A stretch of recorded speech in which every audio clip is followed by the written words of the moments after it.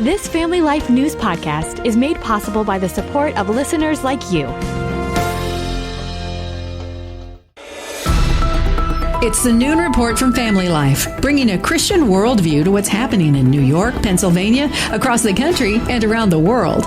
Weather with Kevin Williams, and faith-focused feature stories with the Family Life News team. Now, here's what's happening.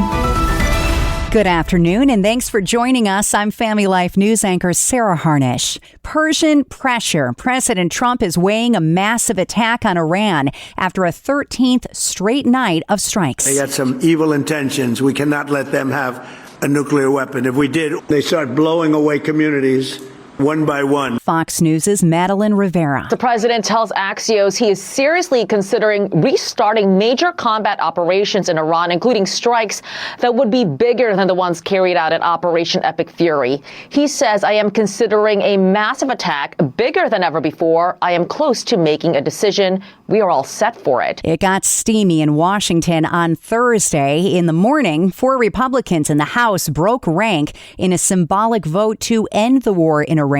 By the afternoon, the U.S. Senate blocked it. The war continues. Senator and former Navy SEAL Tim Sheehy gave an impassioned speech on the floor. For 47 years, our troops and our families have been absorbing attack after attack after attack all over the world. We didn't start this war, but we will finish it. At one point, Sheehy taking off a metal bracelet engraved with the name of an American soldier and friend gruesomely killed by Iranian terrorists. Choked up, Sheehy hung it from the podium as he addressed lawmakers. This regime that we are fighting does not care about our partisan politics.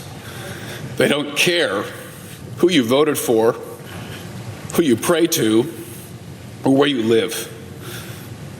They want to kill all of us. Protecting the president. The U.S. Secret Service said last night there have been 10,000 homegrown threats on President Trump's life since January 1st this year. That's up 40%. Sean Curran is the U.S. Secret Service director. Numbers at this agency, and certainly I have never seen in my 24-year career, they're off the charts. Tonight, they'll redo the White House Correspondents' Dinner after the last one ended abruptly when shots rang out.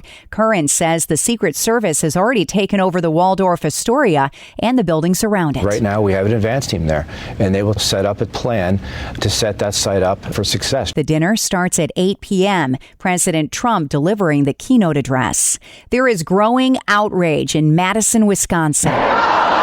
This after a deadly police-involved shooting of a black man who officers say was armed with a knife. ABC's Pierre Thomas. An eruption of raw emotion as local leaders tried to provide an update on the fatal police shooting of a black man at a busy intersection in Madison, Wisconsin. We don't want to hear anything you've been saying.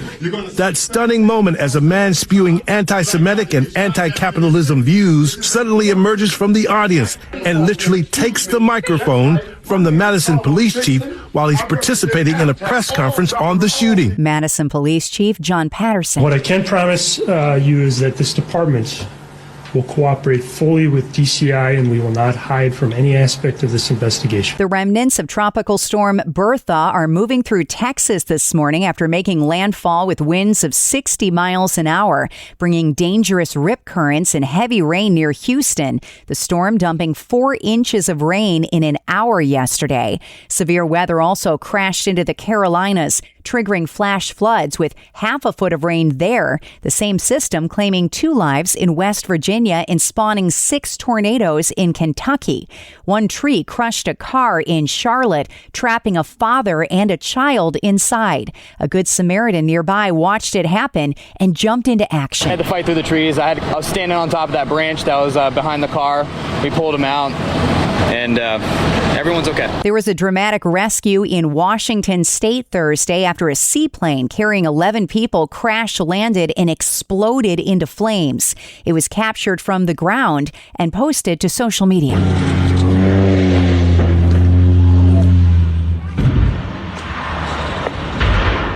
The crash triggered a large emergency response, including the nearby U.S. Navy, which airlifted people from the site. All 11 made it out alive. Tit for tat over tariffs. The U.S. slapping stiff new taxes on imports on 60 countries overnight.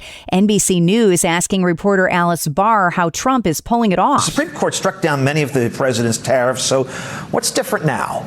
Yeah, the Trump administration is using a different justification for tariffs now. The Supreme Court ruled that the president could not use an Emergency Powers Act.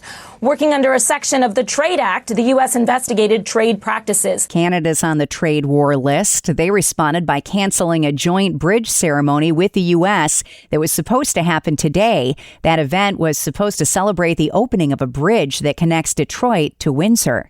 The White House is backing Indiana Fever star Sophie Cunningham after she doubled down on her decision to stand up for female athletes. I said what I said. I think I'll always believe in that. I think it's really important to protect children. Little girls are also involved in that category. And so I stand on what I said, and I always believe that. White House Press Secretary Caroline Leavitt saying the president is watching the response to Cunningham closely. You do have Sophia Cunningham, a female athlete herself, coming forth and speaking that truth that men shouldn't play in women's sports. And the backlash she is receiving from Democrats and left-wing figures across the country is astonishing. They are clearly very out of touch with the American public on this issue. Leavitt says Trump's position remains unchanged. Girls' sports are for girls. It's common sense. It's rooted in basic biological fact that men should not be competing against women on playing fields across the country. The FDA has announced a new cyclopsoriasis outbreak that has caused at least 72 people to fall ill. The administration says it hasn't identified the source yet, but says it is separate from the multi-state outbreak linked to Taylor Farms. After 2 days of debate, the FDA has just given the green light to several controversial peptide treatments. The demand for this peptide will not disappear.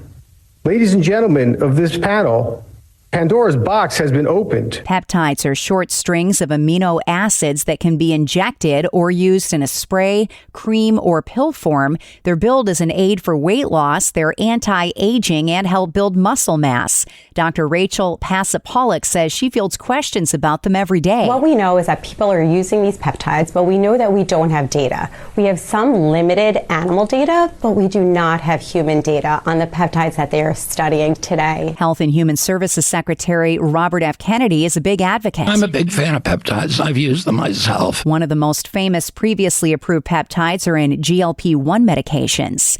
Still to come on the Noon Report, the hunt for lettuce. Pennsylvania doubles its standard tornado count, and the Minersville Little League team heading back home. Those stories after weather. Good afternoon. I'm Kevin Williams, looking at a nice day today and not a bad weekend. We'll have the details coming up in the forecast. That's up in 10 minutes. Thank you, Kevin. Checking the stories making news where you live in New York and Pennsylvania. The cyclopsoriasis outbreak has shoppers in New York and Pennsylvania buying local produce at farm stands and farmers markets and skipping the grocery store. I had one person come by and said, yeah, my husband got it. He lost 20 pounds, but he's gained it all back again, so it wasn't worth it. This nervous shopper picked up a head of iceberg lettuce at a farmer's market in Green Tree outside Pittsburgh. I don't eat salads, but my wife wanted a BLT, so I'm here buying lettuce. Jim Golloway telling CBS he's more comfortable with a family farm. Everything's grown locally. So when you're here, you're not worrying about where it's coming from. Farmers markets across both states are finding it hard to keep local lettuce in stock. Last week we sold out pretty fast of our lettuce. This week we've already had like a bunch of sales and market has just opened. Farmers say it's safer than a grocery store because the food hasn't sat in a box for a lengthy period to be shipped.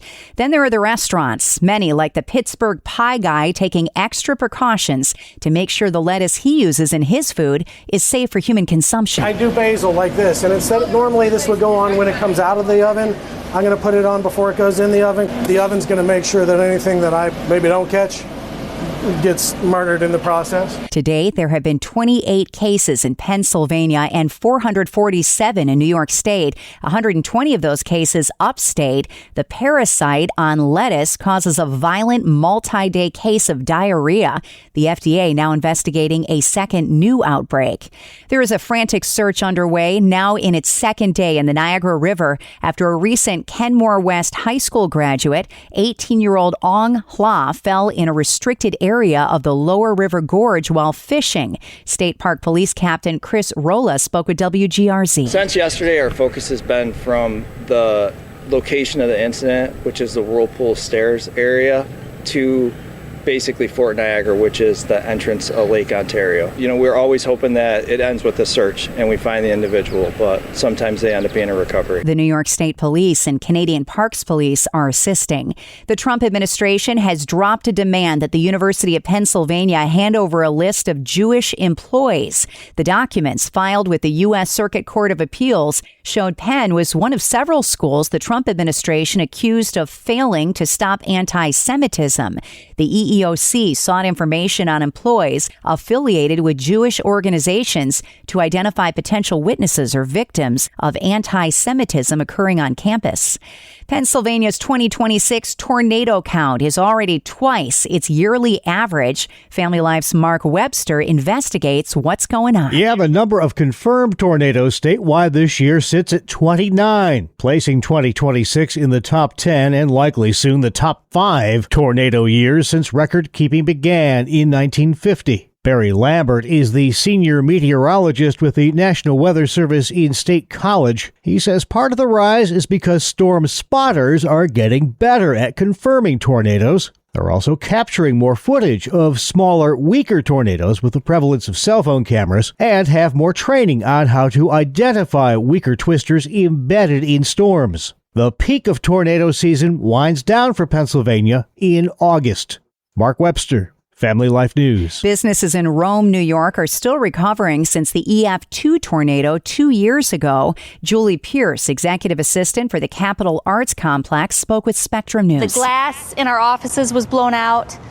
There were some issues with our roofs that had to be fixed and some electrical work that needed to be done with the marquee, which is actually still in progress. She says brick by brick, the city is coming back to life. Construction work is ongoing, and we're hoping to reopen our independent cinema this fall. Bruce Hairston is the executive director for the Rome Area Chamber of Commerce. He says stores that have bounced back are now getting nailed with inflation and the state law and minimum wage. It's tough to be a small business operator in this climate. Price of fuel, as we all know, right? You have the price of beef, so if you own a restaurant. And then, of course, people don't realize that small business owners get hit with the minimum wage increases. More than 400 buildings were affected by the high-powered tornado July 16, 2024.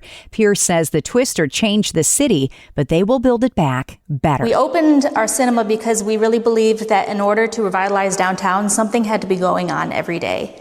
And it succeeded. Now to the terror trial capturing New York. Salman Rushdie took to the stand Thursday of his own accord to testify at the federal terrorism trial of a man who allegedly attacked and nearly killed him 4 years ago at the Chautauqua Institution in Buffalo. Hadi Matar is already serving a state prison sentence of attempted murder for attacking Rushdie and is now facing federal charges. Rushdie spent about an hour on the stand testifying about the attack and the injuries that he suffered.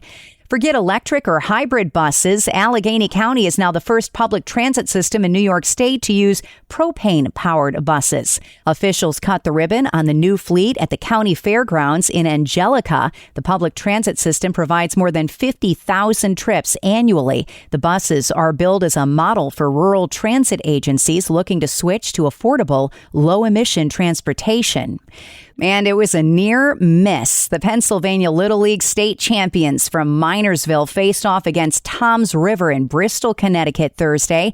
They were a game away from heading to the Little League World Series in North Carolina.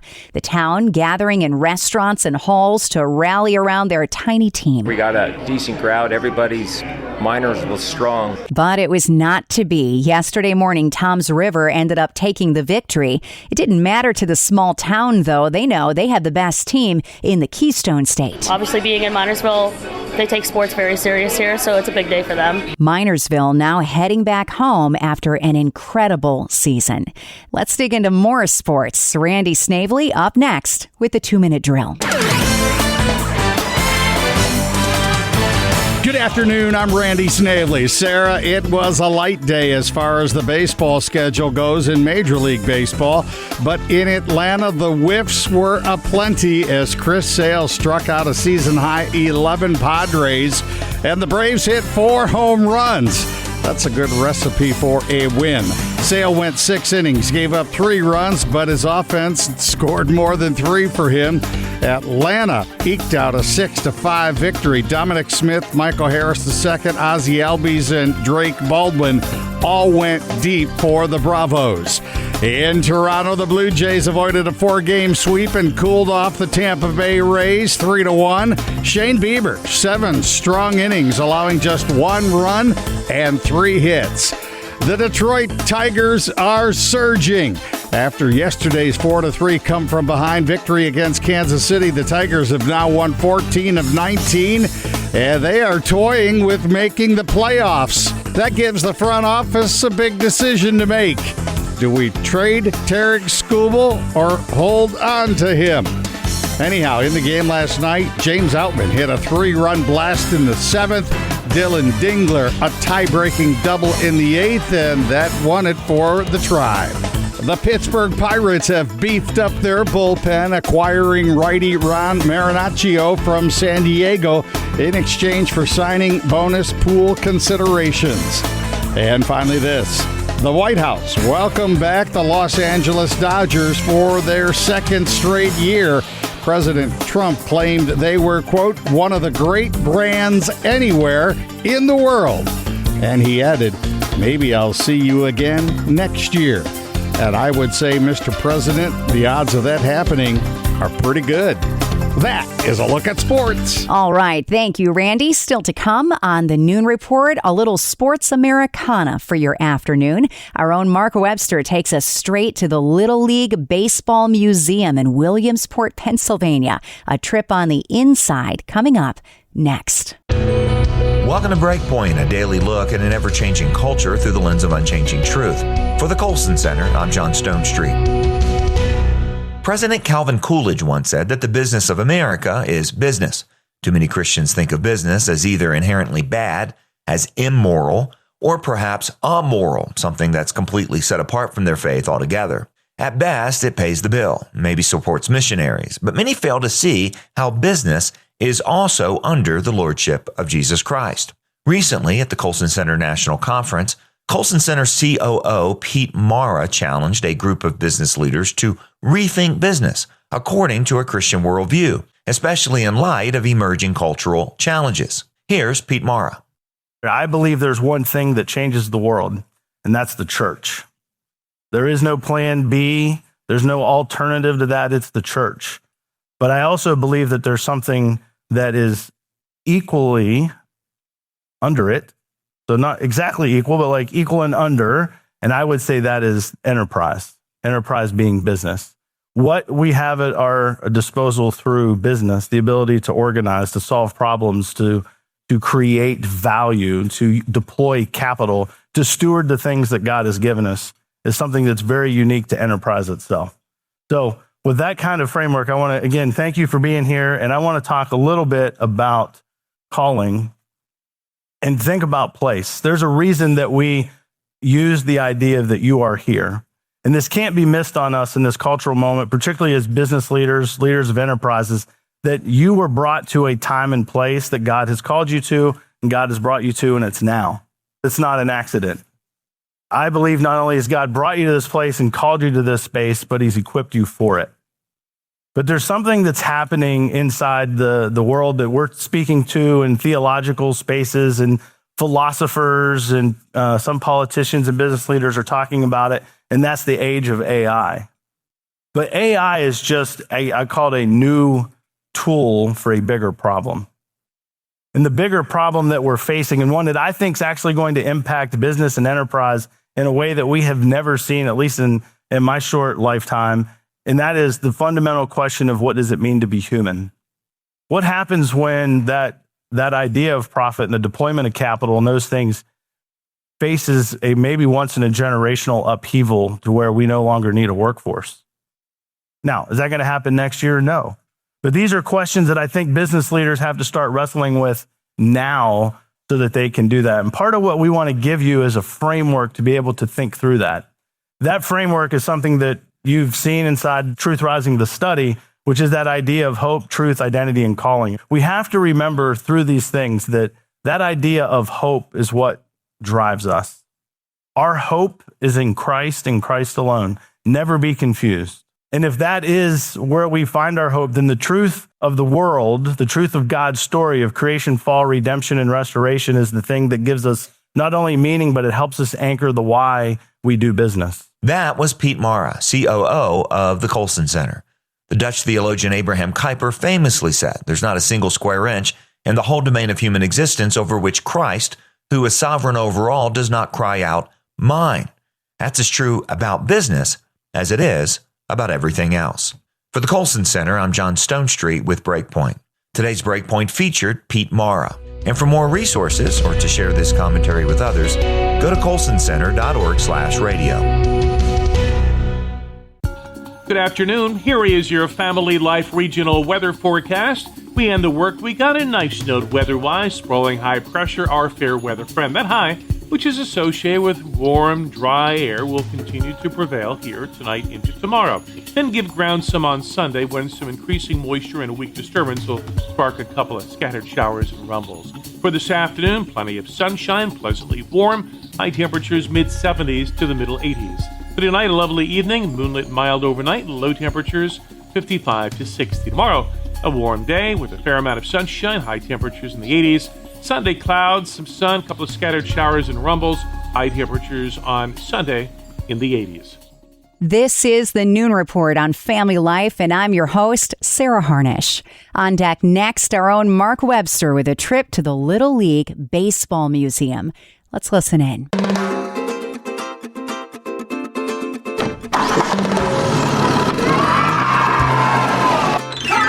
Welcome to Family Life Staycations, a summertime feature where we highlight great places to visit around the Family Life listening area.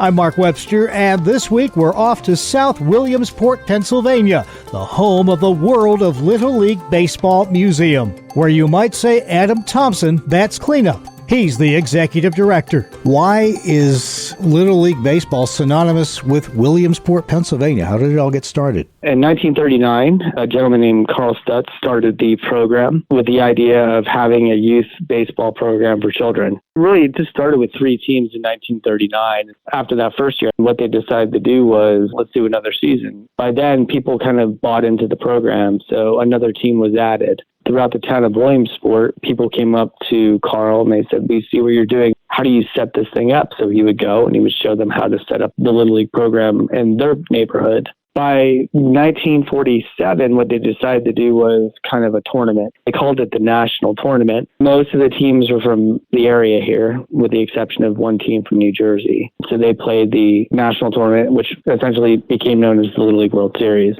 In 1948, Carl actually went out and he reached out to a company called U.S. Rubber. He asked if they would be interested in sponsoring the tournament. They said yes. They really helped promote the Little League program. So in 1948, a little film was made, and that little film kind of showed the highlights of the Little League National Tournament, as well as what the Little League program was about. And towns could actually request this film then.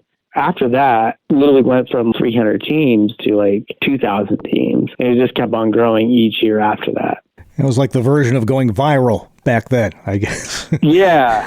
You know, it's a little bit different. It wasn't like on social media where you can watch a video. You had to go to a movie theater and see it. In the 1960s, Little League started to appear on ABC's Wide World of Sports, which was a staple of Saturday afternoons on ABC. That really helped boost it as well to really kind of give it that national name that what it is today. Mm-hmm. We just want to say, you guys played a good game. We still don't think you're all that good a baseball team. You got guts, all of you. Just wait till next year! In the 1970s, the movie The Bad News Bears came out, which was funny, but probably not a really good reflection of what Little League Baseball is really all about. Yeah, definitely that wasn't a Little League program. But there's been other baseball movies that have made, too, that capture a little bit of that youth baseball program that we know today. Mm-hmm. Fast forward to today, growing up in the 60s, 70s, all that time we talked about, baseball was pretty much the undisputed American pastime. It's what it was called. Now there's competition for the attention of young athletes. Travel hockey, lacrosse, soccer, the list goes on. How does it fit into the whole tapestry of American youth sports now? It's still the largest youth program for sports. And the most important thing is it really is a community program. Your parents are your coaches. The umpires are usually people in your neighborhood. It's a way for parents to gather, and go support the players. So it's still the number one as far as I'm concerned. Well, let's talk a little bit about the museum itself now. How did that get started? Yeah. And what were some of the things, if someone's going to come visit with the family, that they're going to experience there? Yeah, the museum opened up in 1982. And the idea was to show off the history of the Little League baseball and softball program. We'd been open for about 30 years, and then we decided it was time for a change. So we closed the doors, knocked down the walls, redid the whole thing, and we're under this new layout. The museum's broken into 6 galleries. Each gallery kind of has its own theme about the Little League program. And so you'll learn about the early years of the Little League program, where you can see the very first home plate, one of the very first uniforms. These are items that were on loan from the Stock family collection. In another gallery, you'll learn a little bit about the international flair of Little League, how it went from being a primarily American program to being in Canada, Japan, Mexico. We do have an activity room so kids can see how fast they run, how high they jump, pretend they're a catcher. So that's a very popular room. It's for Little Leaguers of all ages. Parents often will be on the running track as well. And then we shift over to really learning about the Little League World Series. We have items from both the Little League Baseball and Softball World Series. You can watch highlights from the past. You can see old team photos from pretty much every team. And we end our museum with the Hall of Excellence. Now, these are people who played Little League when they were younger and taken what they've learned from the program and applied it to whatever careers they've chosen. And so in there, you have people like Kareem Abdul-Jabbar, who most famously was known for playing basketball. We have an astronaut named Story Musgrave. We have Cat Osman, who went on to play softball. The idea is to highlight people who would be good role models for children. We know that not all of them are going to go play Major League Baseball or even in the news, Athletes Unlimited Softball League, but there's a chance that they don't realize what they're learning on the field now will definitely help them in the future. So that's how we kind of emphasize it. And then we end the tour with people telling what the Little League experience means to them, which is really nice. Yeah, I coached a little youth baseball back in the day, and I tell you, looking at what youth is like right now, I think one of the most important lessons that it teaches is patience, which is so lost in our instantaneous click-on-it world. It's kind of a lost art for a lot of kids. Yeah, and I think, it also prepares you on a lot of different areas of your life. Teamwork, that's very important in any job. And also, not every team's going to win, right? Mm-hmm. So it also teaches you a little bit of like how to learn how to lose and how you then take that loss and then bounce back and go and get ready to play the next game. So another lost art right there. Yeah, just learning how to lose. That's a very good point. Well, let's talk about visiting, beyond the museum. Of course, the big attractions, the fields. And I guess you break that down into 2 parts. Little League World Series time and off season.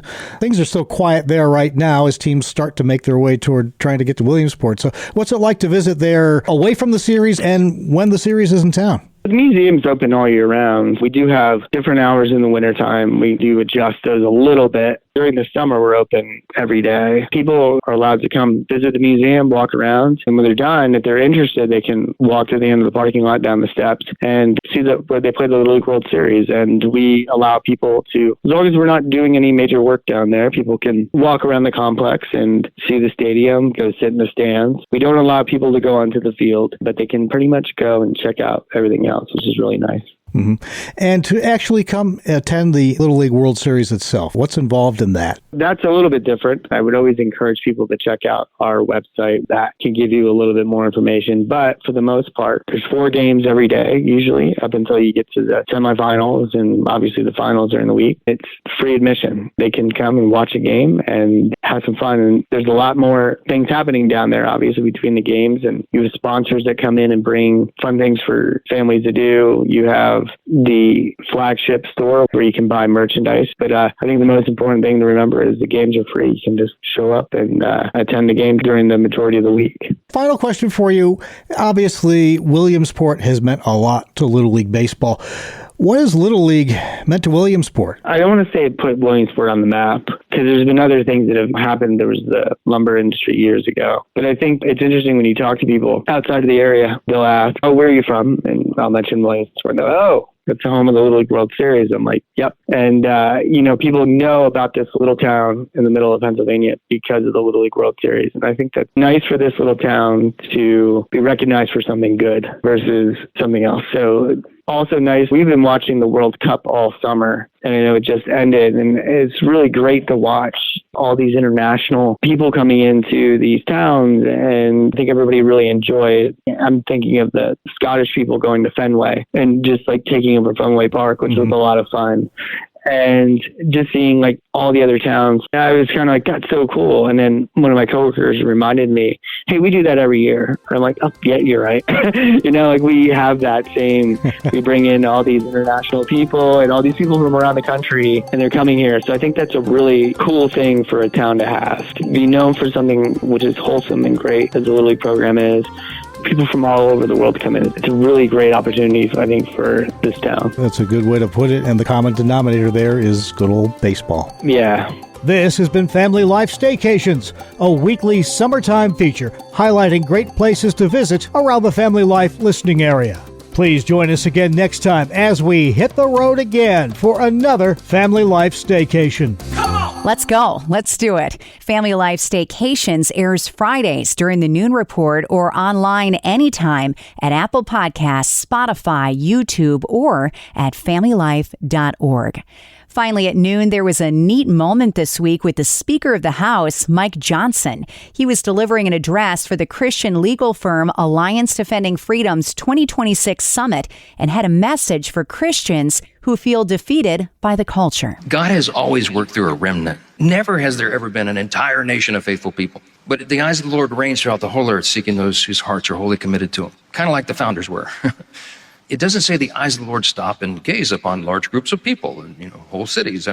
No, the eyes of the Lord are ranging because it's only a remnant in every generation. It's only a small handful of people who are wholly committed. God is not done with America yet. He is not done with our country. Johnson delivering a message of hope, saying Christians have a door of opportunity to stand firm in their faith, unlike any other time in American history. This is the last best hope of man on the earth. Reagan used to say that, and he was quoting Lincoln. We're not perfect, but we are one nation under God. And so long as we are, we will continue to have his favor.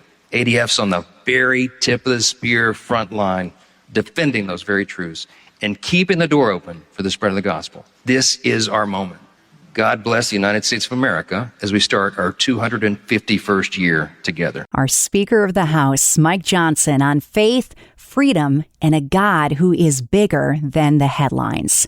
That's the world that we live in for Friday, the 24th of July. I'm Sarah Harnish, and this is Family Life News. You've been listening to The Noon Report, heard weekdays on Family Life. Thank you for listening. Thank you for listening to this Family Life News podcast. If you've been encouraged by what you've heard, please share it with others and click the subscribe button to automatically receive future episodes. Family Life is a listener-supported ministry. Podcasts like this are made possible by your financial partnership. Find out more at familylife.org.